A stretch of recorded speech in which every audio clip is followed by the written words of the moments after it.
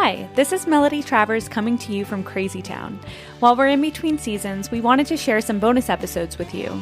In this one, Rob, Jason, and Asher chat with astrophysicist and author Tom Murphy about the absurdity of the infinite growth paradigm. Thank you so much for tuning in. If you want others to get the Crazy Town experience, please hit the share episode button and send it to your community, or drop us 5 stars. Now to the show. So we have this incredibly rare dynamic here. First of all, we've moved from the greenhouse into the studio in the house. Back to the library. The library. That's what we call it. Feels so scholarly up here. It does. So that feels a little weird. It's like old times. There's still going to be some weird background noises. We're back to normal, There's folks. things happening on the farm. Yes. We have a far better guest than the tree frog, though. Well, that's the thing. So another oddity here is that we actually have someone joining us, Tom Murphy. Tom, welcome. Hi. So I'm just going to just do a quick introduction. Tom Murphy is a professor of physics at the University of California, San Diego. He's smarter than us, although you have a PhD, Jason. Mm-hmm. So but not in physics. It's not a hard science, I guess. Right. So Tom has a PhD from Caltech. Oh, we were talking earlier about now he's smarter than all three of us put together. That's right. Yeah.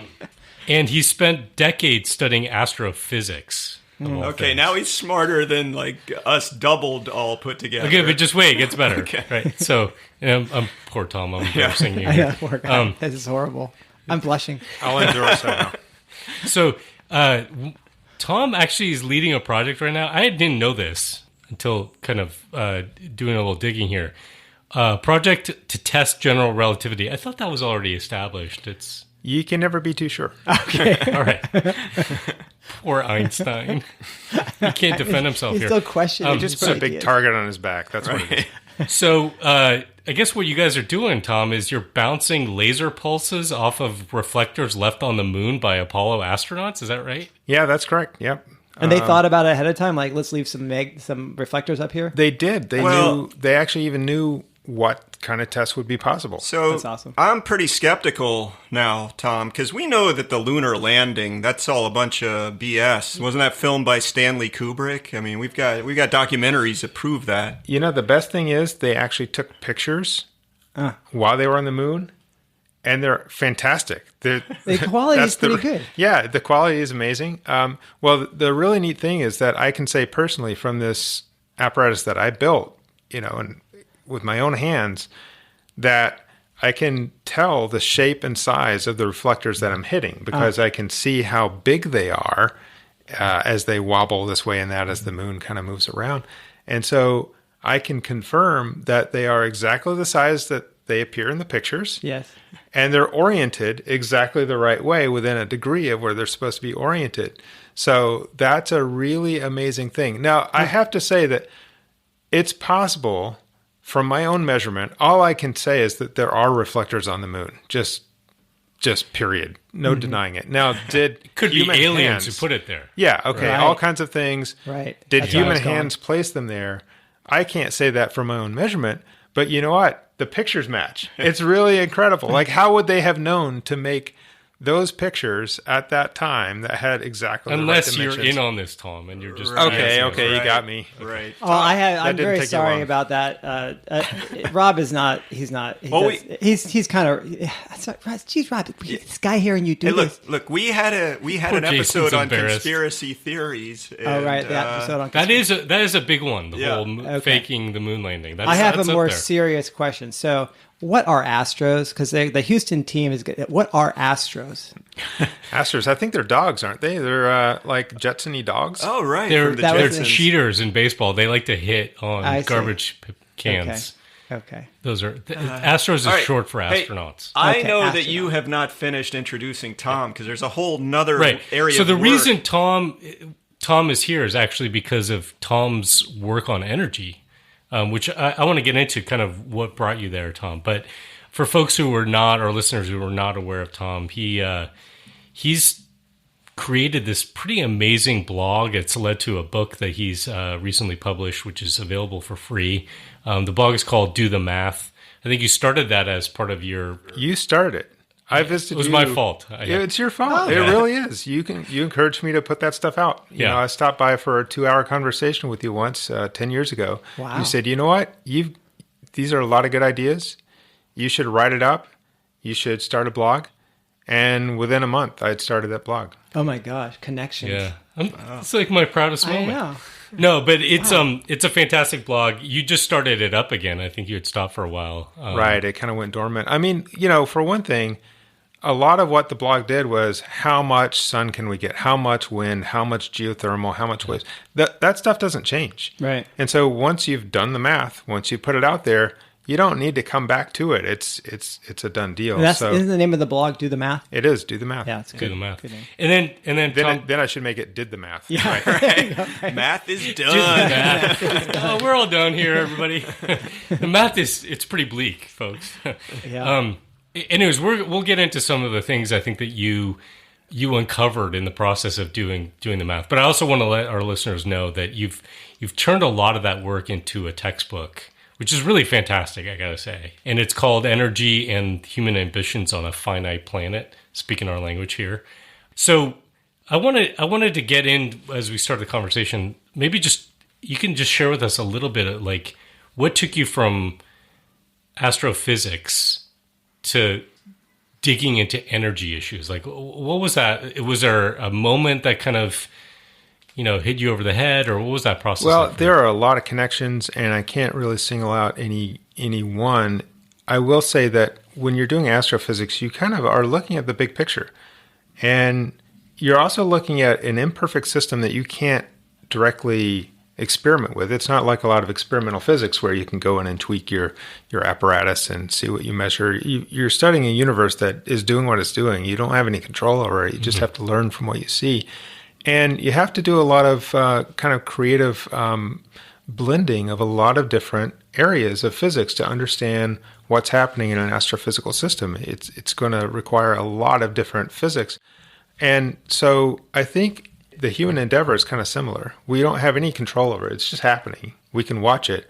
But just like in astrophysics, it really pays to step as far back as you can and get the broadest view, and also apply kind of the physics reasoning of what can we say for sure about this? Let's put a bound on the system and at least constrain what's possible and what's not possible. So the kind of mindset does translate. But, I would also say that I've always had this separate interest in kind of energy, but it started out of a sense that I knew that fossil fuels are finite.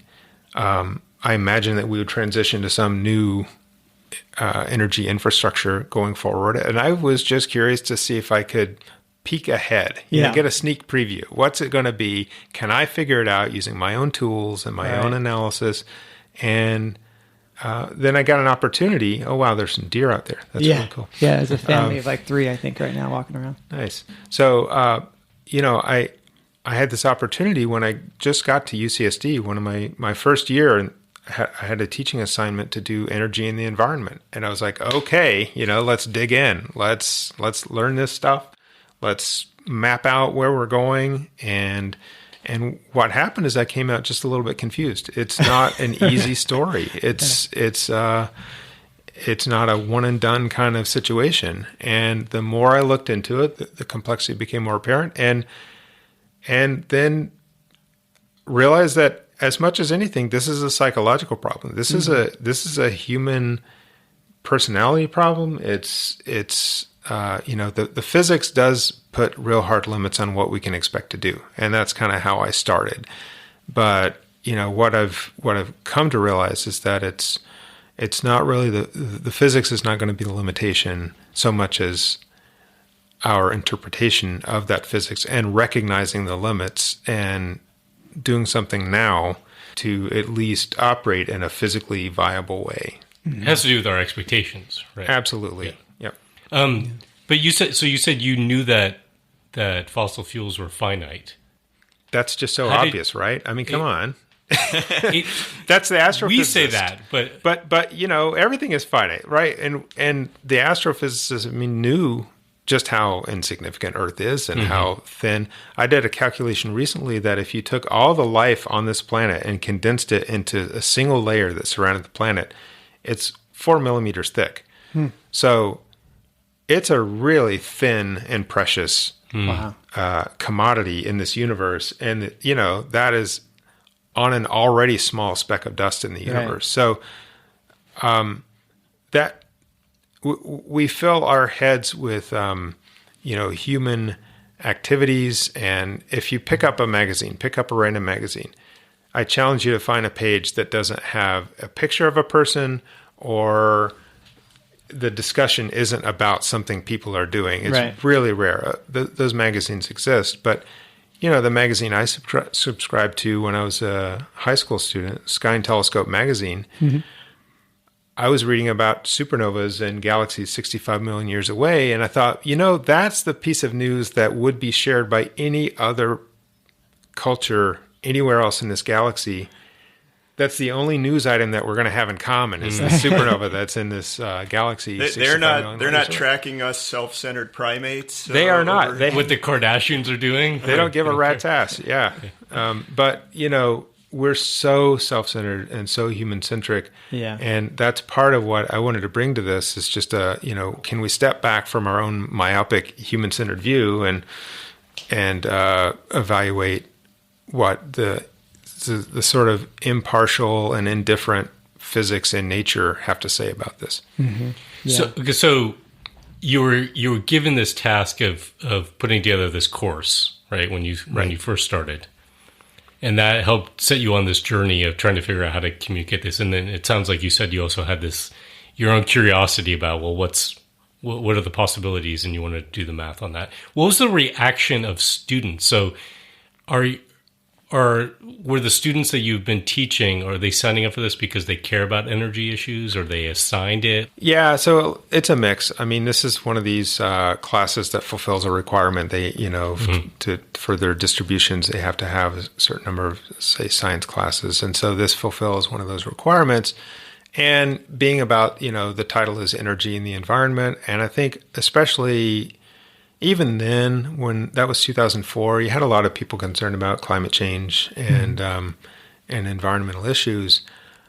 But I tried to bring a much broader perspective that we're all aware of climate change at this point and its perils, but it's just kind of like the fever in a much more severe systematic problem. Right. It's very obvious. You can touch your forehead and feel it, but that doesn't tell you what's really happening to cause it all. So I try to expand their horizons to see a bigger picture. And I would say that, truthfully, they weren't sure what to think. Here's this person telling me something that nobody else has ever told me before. Right. How can I trust this? And my approach to that was, don't trust me. Don't listen to me because I'm your professor and I'm an authority. That's not how it works in physics. I try to give them tools so that they could do the math themselves. Right. Yeah. That's the expression is for every PhD, there's an equal and opposite PhD. And so it becomes a problem. We have these dueling, supposed experts. And so I'm also curious about that, right? I think that's great. Your approach is you give them the tools to think critically for themselves, but most people don't take the time to do that, right? And so they end up choosing which expert they're going to just trust. And I think that's a dilemma I think we're in. And what are your thoughts about that? You could get a PhD in finance, right? Yes. And exponential growth is your friend there, right? That's probably different from what you're teaching, Tom. Yeah, and I would say that so many disciplines are in a lot of ways backwards looking and looking at each other for answers. And physics just doesn't work like that. Physics looks to the actual universe, the actual, nature as it performs experiments for you. And so you're just trying to describe and find some truth, but you're not creating that truth. You're just discovering it. And so I think that mindset is a lot different. So physics rests a lot less on, say, authority. A lot of disciplines are often quoting the heavy hitters in that field. Well, this person said such and such.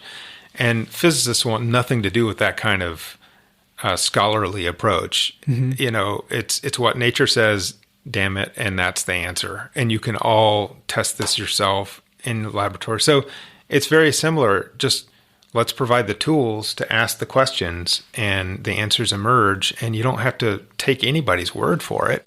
I think, though, what's interesting is when you look at some of the scenarios that some people have, or, related to energy in our future, there are a lot of scenarios where people are supposedly doing the math, saying, right, yeah, we can build Mark all this Jacobson out. is doing math. Yeah, this is a Stanford professor doing the math.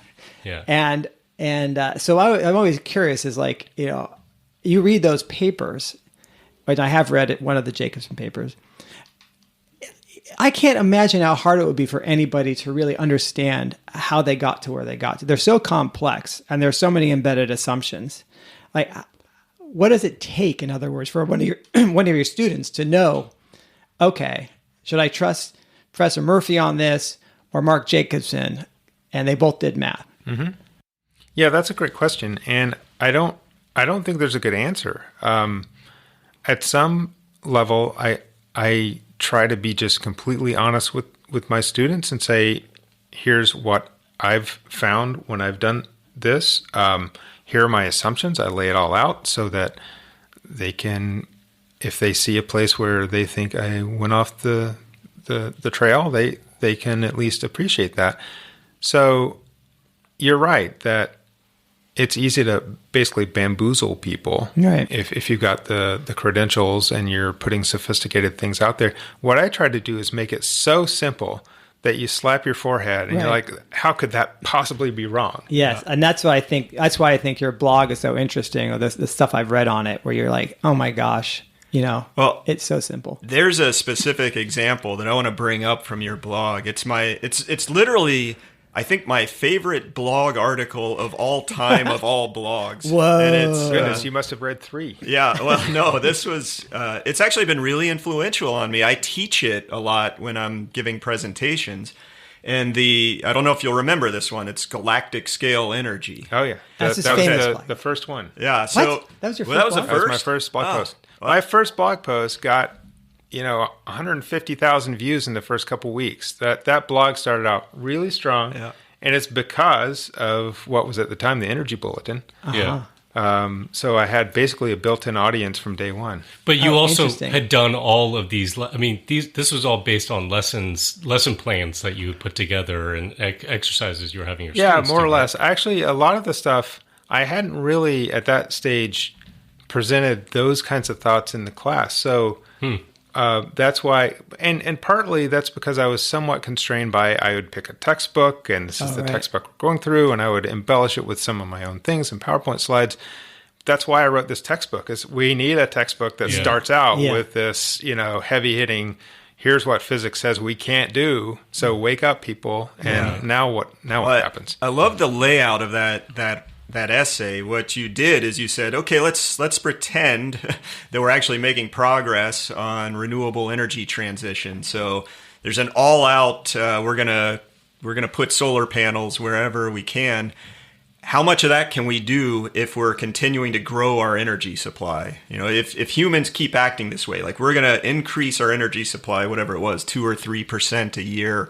How much of that can we do? And maybe you can describe your conclusions from an attempt to build out solar energy at an exponential rate. Sure. Well, the conclusion is just absurd. And I will say that a lot of people actually misinterpreted that whole essay as a prediction of where we were going. And really? And I'm just, no, this is Are you exactly serious? the opposite. I'm saying what we The can't whole point do. is we can't do that. Exactly. And they were pointing out, well, I don't think that's going to happen. That's kind of absurd. Exactly. You can't do this. So, oh no. yeah, I mean, the conclusion is that the abbreviated version is that within 2,500 years at a 2.3% interest or a growth rate, and I picked that because it has the convenience that it's a factor of 10 every century. So it makes the math super easy and I can do it in my head. And it's a slightly conservative. Yeah, 2 to 3% of what It's people close say. to historical. Right. It's close to historical, but maybe, I dial it down just a little bit so that nobody can accuse me of exaggerating. See, that's a trick that I often try to do, is I pick super conservative values that are unassailable and not even matching reality because they're dialed back a little bit. And if you still get impossible results, then you're done. And so that's I think a thing I often fall back on. So within 2,500 years, we would be using all the stars, the output from all the stars in the entire Milky Way galaxy. That's 100 billion stars. Okay, 100 billion stars. You can't count to 100 billion in your lifetime. Okay, let me back up to that. So in 2,500 years, at 2.3% growth, human civilization would be using all the output of all the stars in the Milky Way. Yes. Okay, but there are more galaxies, Tom. Right. Yeah. Exactly. And so this is where the math is really cool because 100 billion galaxies. That's Yes. just a coincidence. There's that plenty of time. Yeah, and so But that's can I just just 11 centuries more. flip this? 11 centuries. Yeah. Oh, gosh. You add 11 centuries by adding all the galaxies. I thought Can I we had just more flip this time for a than that. second, Because which is- Julian Simon said we had trillions of years. Going back in time, 2,500 years. Yes. Yeah. On some level, can feel like a long time. That's nothing. But in terms of like, Yeah. since we've been around Homo sapiens, Yeah, it's it's like a blink of an eye. Yeah. Right?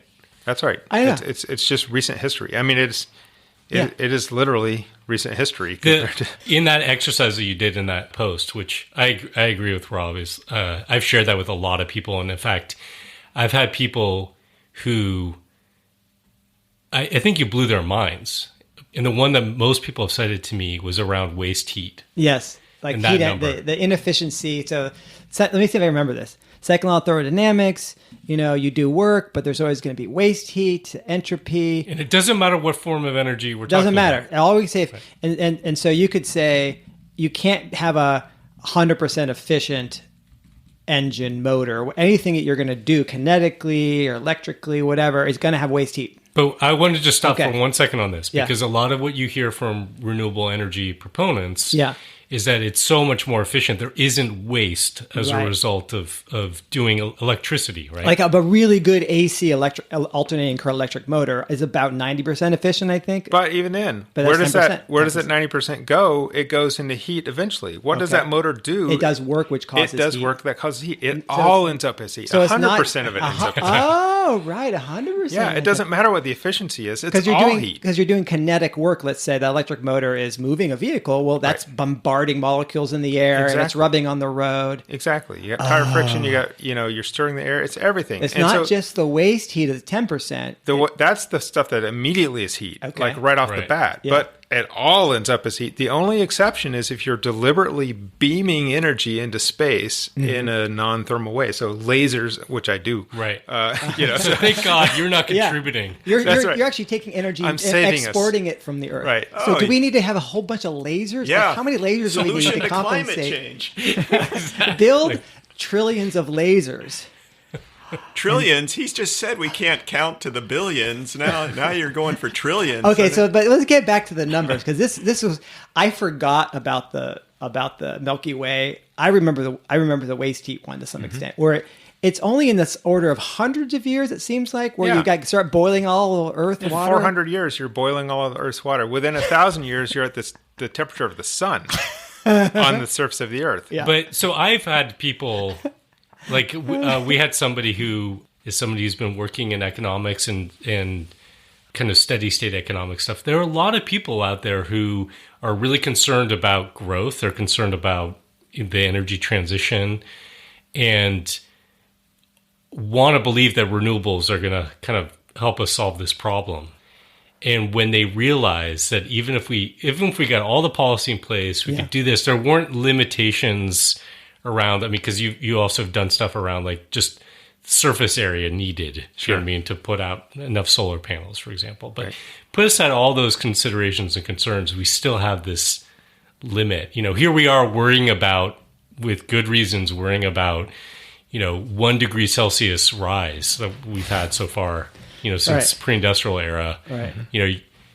You're talking about reaching the boiling temperature of water in 400 years. If you continue doing the growth thing, which basically all this says is you're not going to do that. Right. And that's a really valuable piece of information, Right. Because that's our whole model. And it's good to know our model is bad. Our model is not going to work. And shouldn't we be thinking about a different one? And here's a quiz. If it takes 400 years to get to the boiling temperature of water? And how many years is it to get to half the boiling temperature of water? Oh, like 399 or something, and I don't 99. I'm just pretending it's the You're Lily doing this Pond- the Lily exponential Pond thing. exercise. So it always takes a physicist, Yeah. right, to sort of come in where the economists think we're going to have continuous exponential growth.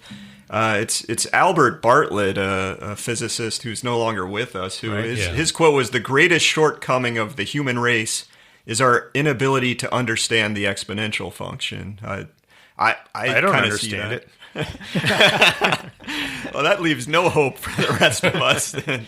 I guess it's unintuitive. I think maybe for understanding, if I'm thinking about human psychology and how the brain evolved. The brain works with all these sort of embedded inference systems that are product of evolution. And so much of our understanding, like intuitive physics, toddlers figure out basic physics pretty early, actually, by manipulating the world and watching things.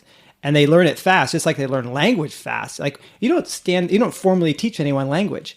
And I think there's a lot of the world, there's a lot of physics that is never formally taught, but you start to understand. And therefore, like you can have someone who's just dumb as bones, but they can pitch, they can hit the ball, they can run, they can catch things. Right. If you ask them what's going to happen when I drop this ball, they're not going to get the answer wrong. Right. They'll know exactly. Right. They could throw a ball with perfect accuracy. They can't tell you why, but there's an intuitive physics. Yeah, we all live in the same world that has the same rules. Yeah. And I think the problem with exponential function is that it sort of doesn't. I don't think we have a module in our brain that allows us to intuitively understand it. Is the problem? Yeah, and even worse, some of our physiology is logarithmic in nature. Our vision, for instance. So we take things that are kind of exponential and we flatten them. In our perception. What does that mean? How does that work? Well, it sort of means that you can double the brightness and double the brightness, or even right. music and musical keys are factors on each other. Yeah. And so we have all these logarithmic things that sort of take big dynamic range and compress it into something that we can like our brain comprehend. just figured out how to take the rate. So I guess this is a problem in photography, right? They had to figure out the fact that you go from inside a room like we're in now to outside, and it's like a trillion times more bright or something like that. It's absurd, right? But we don't perceive it that way, is what you're saying. Yeah. We've done a logarithmic of the actual physical reality to get into a range that's appropriate for our senses. Right. And the brain does a lot of that, as well as our pupils, I guess. I think the bigger problem, you talked about this earlier, Tom, that what this comes down to is psychology, right? And so I think we don't understand the exponential function because it's kind of like an unnatural part of reality for us, except we build all of our systems to be dependent upon it. And so if you talk to somebody like a little kid or anybody and you say, can you keep growing forever? No, of course you can't grow forever because we see things that don't grow forever. Our bodies stop growing, all that. And I think that people don't recognize that we've actually built economic systems and all these other systems based upon an expectation that actually does happen and can continue to happen. And people don't even understand that. They don't know that our economic system is absolutely dependent upon exponential growth. So this exercise of saying, let's just continue to grow energy demand at this percent every year. I think a lot of people don't even understand why that's a question. Why would we even ask that question? Why would we test that assumption? Because that's what we've been doing. It's the foundation of our modern society. Right. It also sounds small. 2.3% growth, Yeah. Who cares? But like you said, that's a doubling time, every That's a per year. It's doubling. That's every 30 years. Yeah. Divide by into 70. So you actually wrote something recently, I think, where you proposed this question. This gets, I think, back to the psychology piece, which is, I think you called it "To What End," right? Mm-hmm. Yeah. So maybe you could talk a little bit about that, and I'm curious because you're a physicist and you started out on this path with regard to energy using sort of that mindset, right? Doing the math. And I think starting to talk to people who also are trained, as you said, physicists are trained to try to understand reality. Right. So maybe not create it, but right. Discover it. Mm-hmm. Yeah. So I would like to think that there's an openness there, or maybe more of an openness with those students, let's say, than maybe the general public. It's not kind of wired that way or trained that way. But you've immediately, I think, run up to the reality of human systems and our expectations and the psychology of all that stuff. So how have you grappled with that? And maybe just talk about how that relates to this sort of question of like, to what end? What is our purpose here? Yeah, I think those are really deep questions. And I have started to think in very long timescales. And part of that is governed by asking myself the question, is human civilization in its infancy, or is it nearer the end than its beginning? And so most people would recoil and think, of course, we want to be in our infancy. We want to, have a really long run. And if you want that to be true, you have to think about 10,000 year timescales, because civilization is 10,000 years old. So we'd have to go for many tens of thousands of years in order for us to truly be in our infancy right now. And so that, for me, starts to define what does success look like versus what does failure look like. So success would be a continuous run of our civilization without some sort of post-apocalyptic reset, but a continuous run that lasts for tens of thousands of years. So if that's success, then I start to think, what activities that we do today could be part of that 10,000 year future. Mm-hmm. And most of the things we do today absolutely cannot be a part of that future. So almost everything I look at is nope, that's not we can't do that anymore. Welcome to Crazy Town. That's exactly. The feeling we all walking around going, none of this is going to work. Right. It's a horrible feeling. It's really hard to walk around cities anymore. I know. And so that's where I come up with, to what end? Right. Why are we doing the things that we are doing? If it's not contributing to our ultimate success, then it is contributing to our ultimate failure. Mm-hmm. Or at best, it's maybe neutral. But in most cases, it really is contributing to our ultimate future by draining resources and spending our one-time inheritance on this planet. So, and it's robbing from the future. That's, by the way, not an accident, because economics builds in this discount rate that deliberately and explicitly devalues the future. So we are set up to have a worthless future because we've baked it right into the books that we're going to have a worthless future. It's all about now, and it's how fast can you spend this inheritance. That's what you're rewarded for. You're rewarded. The people who can spend those resources more quickly are getting the big bucks. So that's just so perverted, so backwards, and so obviously backwards. And I do think, to what end? Why are we doing the things we're doing? When I look around my department and I look at the different professors in physics who have similar training to myself and can, they can step back and look at the big picture, they're not really doing it. I don't know why, but it's not universal, the kind of approach I've taken. So the kind of research that they're doing, how is it contributing to our ultimate long-term success? And in the best of cases, it's just not clear. But in a lot of cases, it's clear why it's actually contributing to our failure. So, that's kind of heartbreaking to see. I'm glad that you brought up this kind of characteristic you're sharing about colleagues in your department.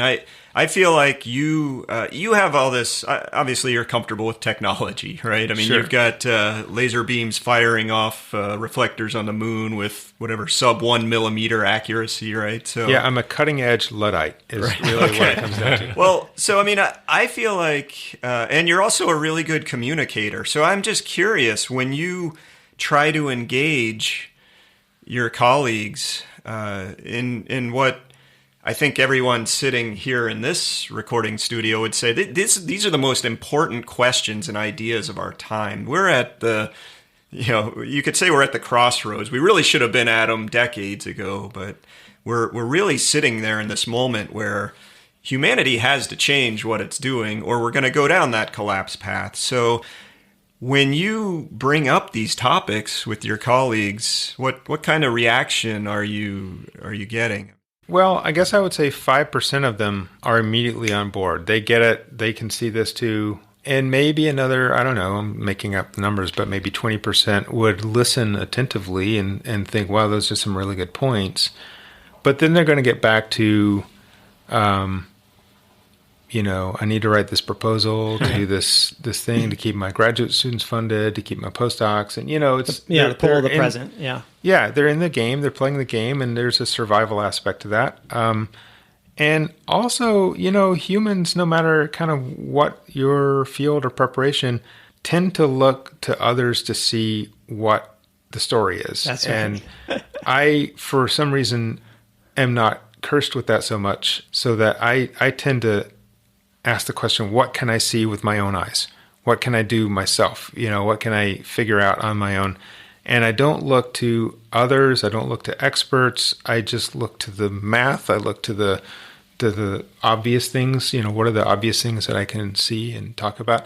So, if I talk about this to my colleagues, they're probably going to recognize that I'm a pretty, isolated voice. And that already to them is sort of an indication that maybe this is not something I need to even worry about or pay attention to. Because all the economists are saying that, we're doing It's called the the bandwagon effect. That was one sure. of the earliest cognitive biases we talked about maybe in our season. Yeah. And it's just how people work, whether they're physicists or not. They're still people. Yep.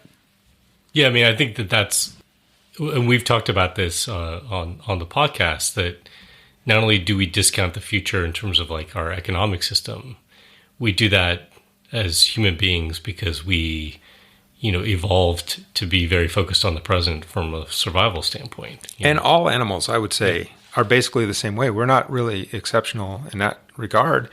But what's different about us as humans is we have the intelligence to have acquired the power to change our world and our environment radically. Yeah. And we are having impacts on countless other species and driving them to extinction, which other species don't do, right? I mean, other animals, the squirrel that's really only concerned about their own stash of nuts and not really concerned about the bigger picture. That's fine because they, by gathering their nuts, aren't going to make scores of other species go extinct because they're part of an ecological system that's kind of been tuned and evolved, co-evolved. We were also co-evolved, but in a primitive circumstance with relation to other species on this planet.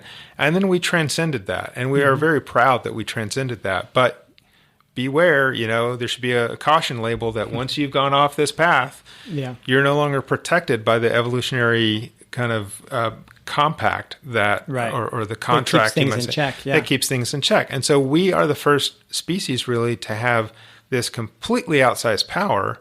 But we haven't. Why would evolution have skipped steps to make us wise enough not to do the things that we can do?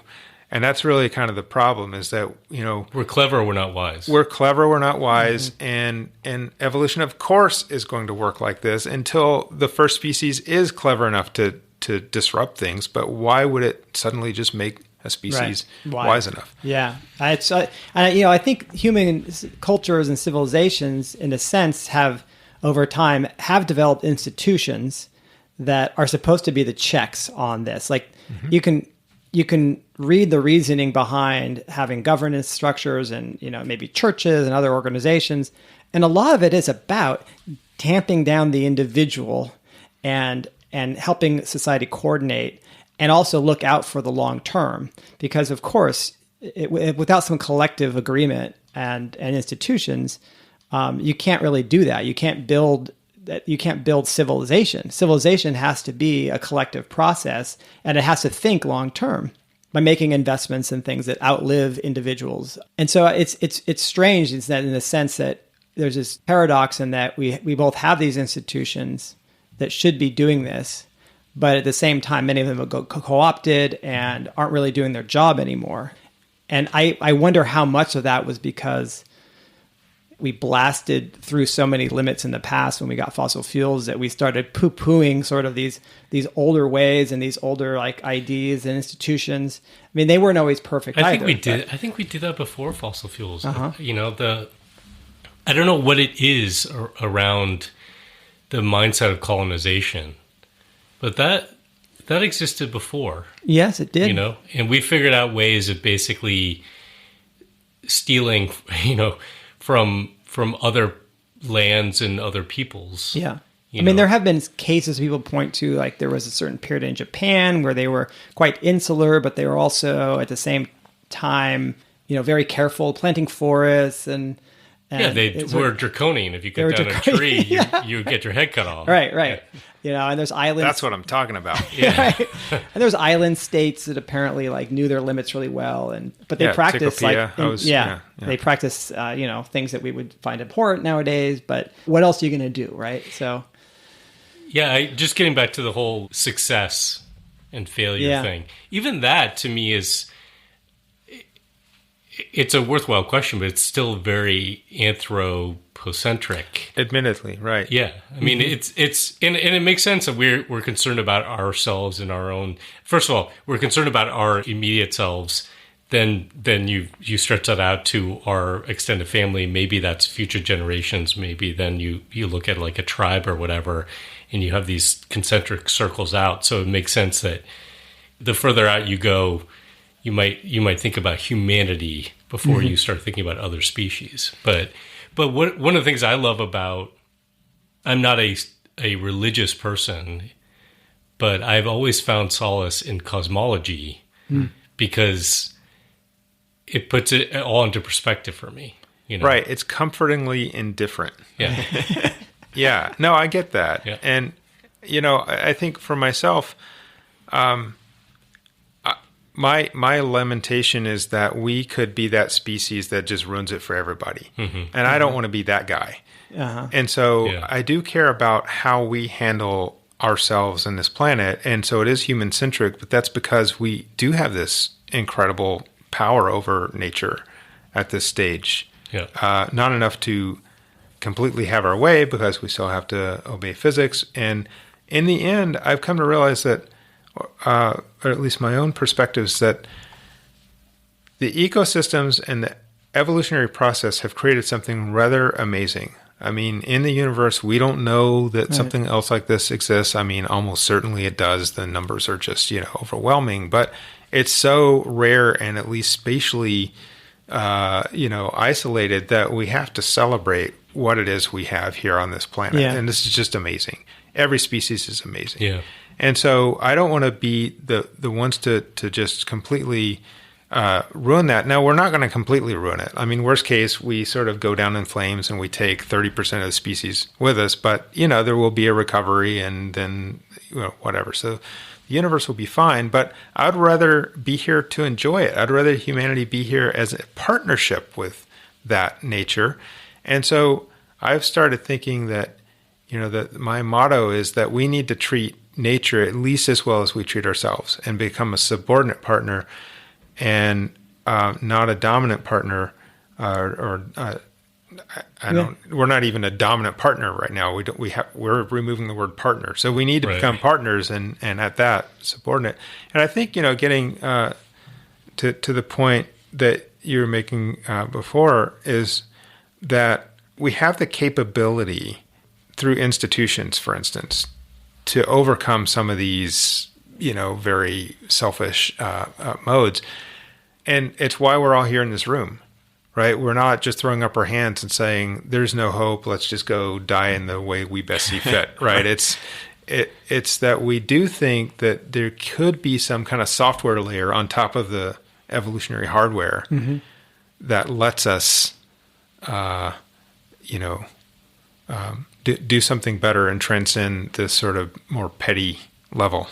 Yeah. On that thread of doing something better, I have a question I want to ask you. But first, I got to give you all of you colleagues here, a trivia note. You mentioned, Tom, the universe, I think you said, is comfortably indifferent. And Pink Floyd was really close to naming their song that, but then they switched to comfortably numb at the last second. Is that true? No, of course that's not true. Just reminded me of... so that song is about heroin. So is that what you're recommending? No, because that would be go and die in the way you see fit. Okay. What I was interested in is...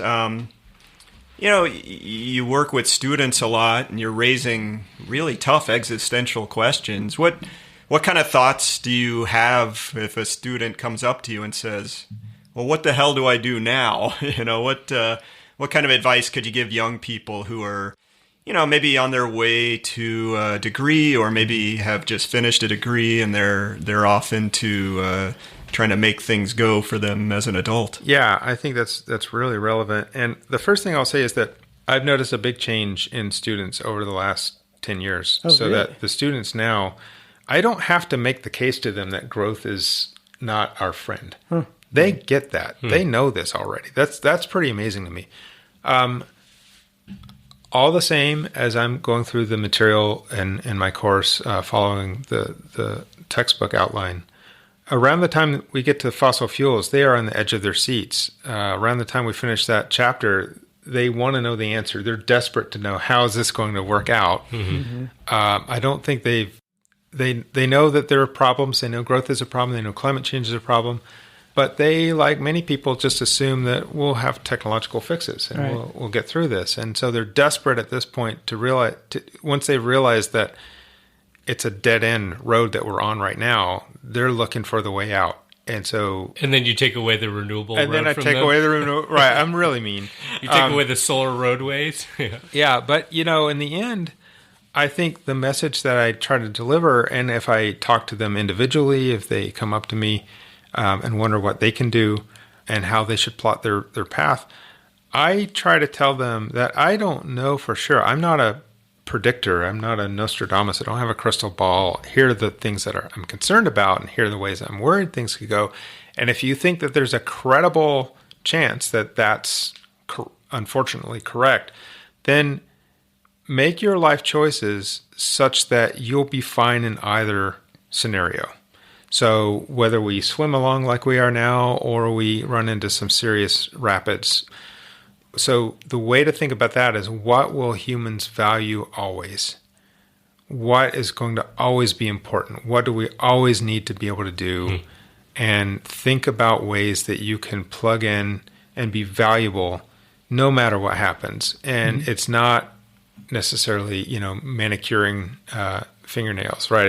That's not likely to be a priority if things go badly. And so maybe don't pick something that only makes sense in the world that we know. Well, this makes me a little worried about one of our sponsors in season 1, Phenacon.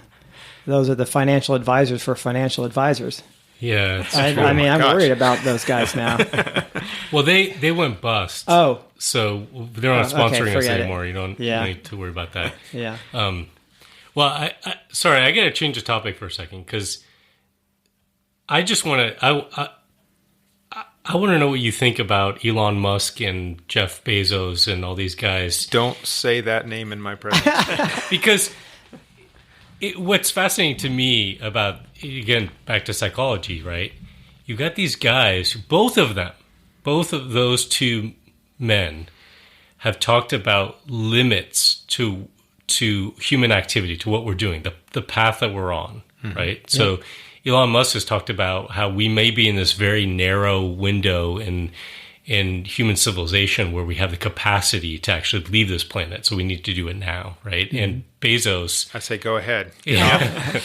And Bezos is, one of the most amazing things I've ever seen was his launch presentation for his company, talking about all these energy limits, and then saying, Blue well, Origin. we can't live with rationing. Yeah. So we need to go colonize space and have 5 trillion people rotating around the Earth. Are they going to mine the harvesting moon for that? Was that the idea? Yeah. Okay. Yeah. So try to make sure you keep your little reflectors in place so they don't go after I'll that just put a spot. little fence around it. There you go. Okay. That'll work. You can buy that from Amazon, put it Yeah. on the next Tesla that's going to be launched into space, Yeah. and Oh, they'll no. install So, it. but what I mean is, you have these people who are educated, they're bright, they're successful. They actually see that there's a problem with the course that we're on. Their conclusion is to get the fuck off of this planet, or whatever it is. What do you and in terms of the people that you interact with in your astrophysicist friends? I mean, Yeah, what do the Astros think? Yeah, the Astros, the dogs. It's a great question, and I can totally understand why they would come to that conclusion, because we are steeped in a culture that's embedded in space stories, right? And Star Trek messed us up our head. oh yeah, and they're very compelling stories. Yeah. It's look at the clothing even. I still haven't been able to buy a laser sword. You know how easy you could do some landscaping work with a lightsaber? Totally, yeah, or weeding, just sort of. Yeah, the problem with the lightsaber is you can't convince the light to stop at the end of the sword, and so it's like an infinite saber, and you're going to cut everything. Yeah, I don't know. Damn it, Tom! You just ruined that for me. Now what am I The supposed to do? entire Star Wars series is ruined. Can't the midi-chlorians do something to stop the extension of the... Oh, whatever. All right, back to reality. Yeah, so I mean, I can totally understand most people. I haven't done this survey, but I would be fascinated to understand what fraction of people in America today, for instance, think that we're going to be in a complete space environment in 500 years. Yeah. Right. And I'll bet it's a majority. Yeah. Just assume that that's going to be true. And the fact that we've seen it with our own eyes in a very convincing special effects way, it's hard to shake that. It's really part of the psychology. And then if you add to that the sense that somebody like Musk or Bezos, they want to be, basically, what's the word? Immortal. Yeah, that's the word. Yeah. And so they want to be the ones whose name will be, this saviors. is the person that, like, what's it in Star Trek, the one who invented warp drive, Jebediah is something, I don't know, The dilithium crystal, name. what gets me. I mean, the power they pack in that thing. They can run warp speed on that shit. But what they don't tell you is they degrade after about 1,000 warp cycles. Okay. Turns out that Mr. Scott died of cancer pretty quickly. So I totally get it. But as an astrophysicist, one of the first things you come to terms with is just the immense scale of space and the complete scarcity of the things we care about. And as I said, life on this planet is down to 4 millimeters thickness. And that's very precious. Yeah. You have to spend some time. Anybody listening to this who's thinking, oh, come on, you're being too hard on space. Just spend some time educating yourself draw scale diagrams of here's the Earth. Now, where do I have to put the moon and how big is that? Right. Where's Mars going to go? Oh. And you realize that you can't fit it in your house anymore. You have to, it just gets really big. And then you ask, let's say that I were out and about in the solar system and I got hungry. Where would I go to eat? Well, guess what? In-N-Out Burger. You come back to Earth. Yeah. Right? There are no cheeseburgers up there. The whole moon's made of green cheese, right? So it's inconceivably harsh. Think about it this way. Mount Everest is far, far, far, far, far more hospitable than the surface of Mars. Right. Why aren't we living there? The ocean floor is far, far, far, far, far more hospitable. There are crabs walking by, things you can eat. Yeah. Right. But we're not living there. I'd eat a tube worm if I had to, for God's sake. Oh, sure. Yeah. But you're gonna have nothing even close in space. So it's just... Matt Damon had potatoes. Well, yeah, you have potatoes you can grow with your own urine. And it's so inconceivably... He lost a lot of weight. I think Tom's right here. I think, to me, I don't want to be too condescending, but you really just have to grow up. Yeah. You just have to get over this. And even if I'm just totally off base and you can have some colony on Mars that's got, I don't know, 1,000 or even 100,000 people, it's all right, you haven't done a damn thing to solve the problems of how do we live sustainably on Earth and respecting our ecosystems. And, if you just look at the decline rate and the deforestation rate, we're on this really steep path toward total environmental collapse. Well, we're adding, 85 million new people every year, right? Yeah, it's 85 yeah, that's right. So 100,000 people living on Mars, that's... It's nothing. I mean, one way I think about that is COVID, took out a few million people and barely changed the needle on the sort of 85 million per year that we're adding. So if you look at the data, 10 years from now at population, you're not going to see the pandemic. Right. So that's a big deal to us. That was a big deal. And I think about we're obviously normalizing all this death, but also mourning at the same time. And then I think about how many other creatures we actually kill and never even ponder. So when I hear stats about the rainforest in Borneo, or Amazon or coral reefs going out, and the fires in Australia or the heat wave in the Pacific Northwest. And they start getting these back of the envelope calculations of the loss of life. It's just, that's heartbreaking to me. And part of the way I connect to that is that I'm living out in the country now, and I've only been out here 4.5 years. I was managing farmland for a while, so I would get out and about, but living out here, I've only been living out of like an urban or suburban environment for 4.5 years of my life. I traveled a lot, and went to wilderness areas all over the world, but it is quite interesting to be present, to see the life cycle of things and the seasonal change, and also to see though how when you change the environment, how things show up. So like we put in a water feature, we put on these native shrubs and prairie species, and suddenly you walk around and all these mostly insects but the bird life, things are showing up like you wouldn't believe. So I just think there is so much good we can do, like you're saying. You can take care of a place and make a tremendous difference in the life of all these other species that we share the world with in a relatively short period of time. And I would just like to have more people empowered to do that. And you see movements like I go downtown and I go into the city and I walk around and see people gardening in ways that are just tremendous for just attracting creatures, right? And that seems to be taking off more and more. So I think there is an awareness and a care. It's just not scaling to what we need. And at the same time, you have individuals really working hard. You've got this machine still, the industrial machine just still churning through nature on our behalf, so to speak, right? Yeah, and trying to form it in our image in a way, and trying to dictate to nature, here's what you're going to do for us.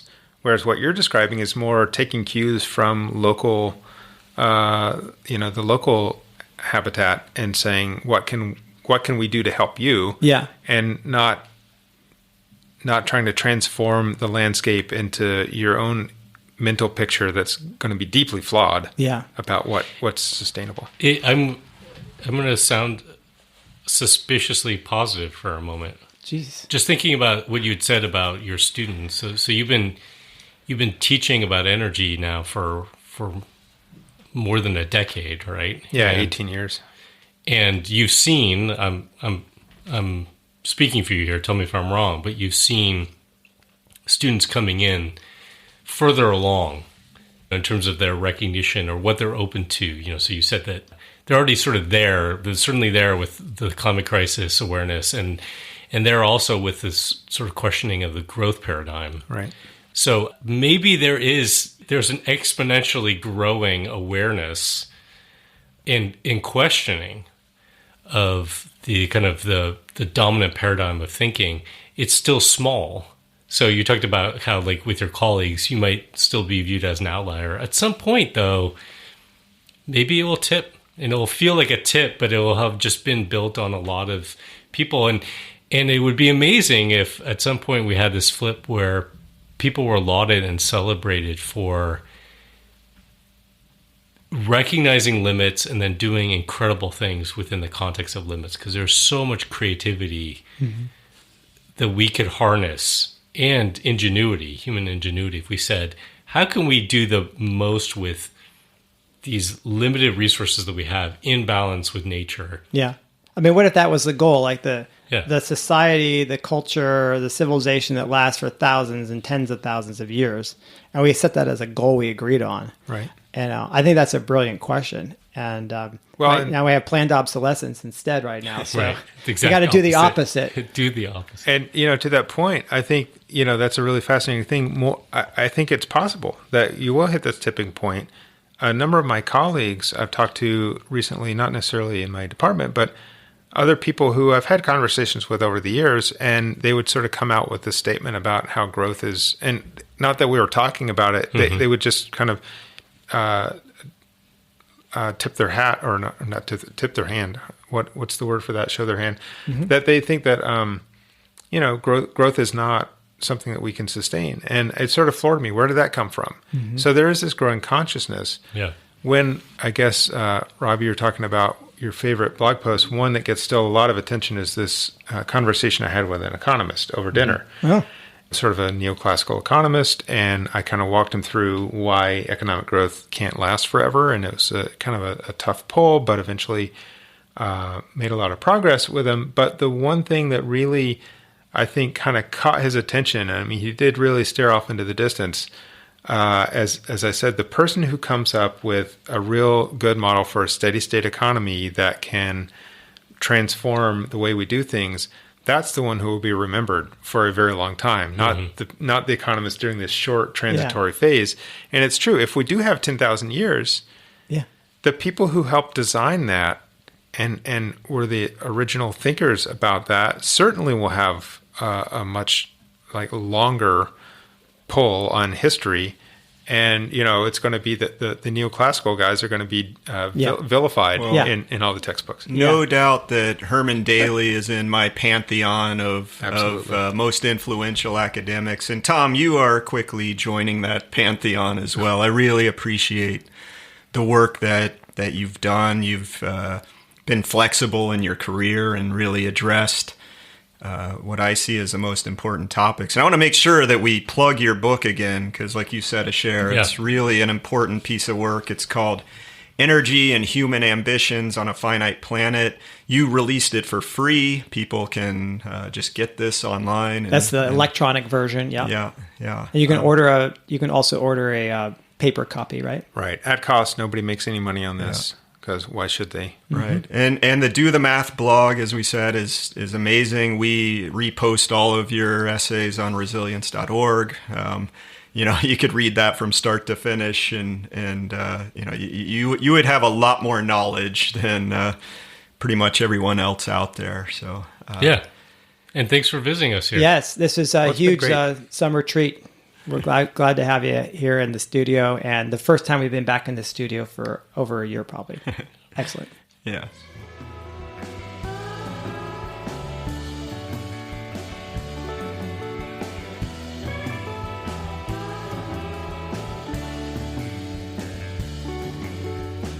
That's our show. Thanks for joining us in Crazy Town. This is a program of Post Carbon Institute. Get more info at postcarbon.org.